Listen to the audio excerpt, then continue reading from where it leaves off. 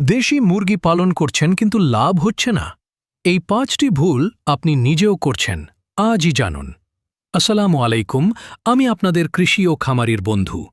দেশি মুরগি পালন লাভজনক করতে হলে আজকের ভিডিওটি মনোযোগ দিয়ে দেখুন।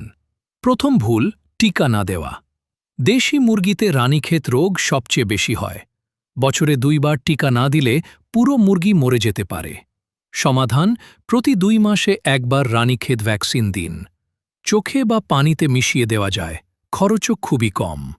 ২ নম্বর ভুল, অতিরিক্ত মুরগি একসাথে রাখা। ঘরে জায়গা কম হলে মুরগি স্ট্রেসে পড়ে, রোগ দ্রুত ছড়ায় এবং ডিম ও মাংস উৎপাদন কমে। সমাধান, প্রতিটি মুরগির জন্য কমপক্ষে ১.৫ বর্গফুট জায়গা রাখুন। ঘর বড় করুন অথবা মুরগির সংখ্যা কমান। ৩ নম্বর ভুল, শুধু ছেড়ে রাখা, খাবার না দেওয়া। অনেকে ভাবেন দেশি মুরগি নিজেই খেয়ে বাঁচবে, কিন্তু পুষ্টির অভাবে বৃদ্ধি কমে যায়।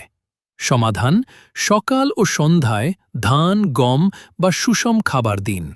সাথে কাঁচা শাকসবজি দিলে পুষ্টির ঘাটতি পূরণ হবে। ৪ নম্বর ভুল, রাতে নিরাপদ আশ্রয় না দেওয়া। রাতে খোলা জায়গায় থাকলে শিয়াল, বেজি বা সাপের আক্রমণে মুরগি মারা যায়। সমাধান, সন্ধ্যার আগেই মুরগি ঘরে তুলুন। শক্ত দরজা ও জালের বেড়া দিয়ে ঘর নিরাপদ করুন। ৫ নম্বর ভুল, কৃমিনাশক না দেওয়া। দেশি মুরগিতে কৃমি খুব সাধারণ সমস্যা। কৃমি থাকলে খাবার খেয়েও মুরগি শুকিয়ে যায়। সমাধান, প্রতি ৪৫ দিন পরপর কৃমিনাশক ওষুধ দিন। লেভামিসোল বা পিপেরাজিন পানিতে মিশিয়ে সহজেই দেওয়া যায়। এই ৫টি ভুল এড়িয়ে চললে দেশি মুরগি পালন হবে লাভজনক, মুরগি থাকবে সুস্থ এবং উৎপাদন বাড়বে। ভিডিওটি উপকারী মনে হলে লাইক দিন এবং আপনার পরিচিত খামারিদের সাথে শেয়ার করুন।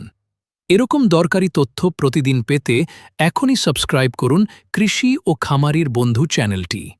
আল্লাহ হাফেজ।